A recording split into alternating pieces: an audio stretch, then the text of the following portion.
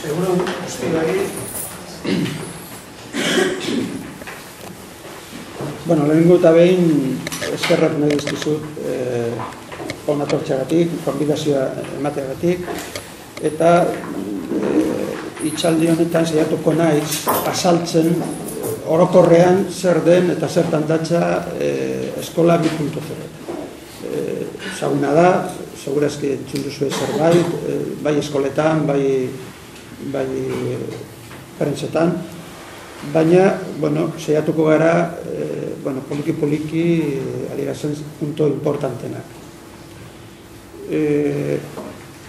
Pizka zentratzeko gaia, izan behar dizuet, azken urteotan IKTkoek gero eta presentzia gehiago dutela gure gizartean, eta nola ez hezkuntza ere bai.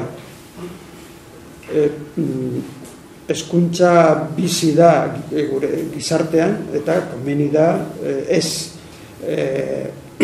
ez bizitzea beste modu batean, ezta? Osea, komeni da joatea alkomunean.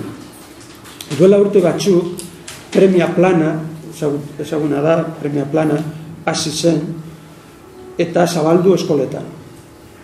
Eta esan dezakegu ekipamendua eta azpiegitura baliogarriak direla eskola guztientzako. Baina da ekipamentua bakar. Printzipioz da proiektu gure gelak ordenagailuak sartzeko. Horretaz gain, ikastetxetako teknologia heldutasunaren eredua sortu zen duela 3 urte, eta une honetan 300 ikastetxe inguru sartuta daude proiektua. Egia da, aldaketa batzuk egin beharko ditugula hobetzeko. Batez ere, azterketari dagokionez, eta horretan gaude. Ezaguna da, azterketa txiska batzuz sortu zirela, planteamenduarekin batez ere, eta aldaketa batzuk egiten ari gara, eta berehala ikusiko duzue nola joango dire proiektuak. Gero denbora pizka bat daukagu horretaz egingo dugu zerbait. Bitxetan hori da gure historia, gure reciente historia, ez da?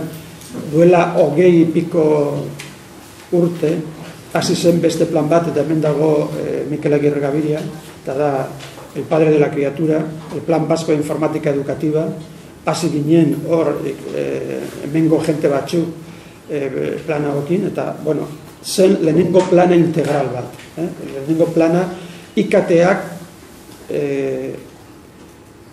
eskoleta edo geletara sartzeko.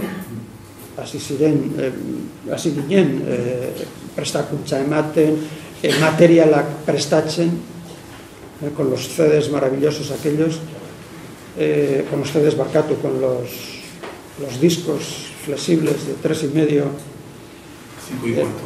5,25, la softkuntza maravillosa, hori zen plan potente bat, eta oso interesgarria. Baina, orain ja beste plan batean gaude, beste momentu desberdina, eta Eskola 2.0 da proiektu berri bat, Eusko Jaurlaritza sortu du, eta zer nahi dugu proiektu horrekin? IKTak sartzea geletan, baina egunero. Ez da ja proiektu, IKTak erabiltzeko orokorrean, baizik eta ja asignatura ematerakoan IKTekin. Horretarako, egingo dugu, gero egingo dugu horretaz, baina materialak, prestakuntza eta metodologia gauza guztiak prestatu behar ditugu dena ondo adiratzeko.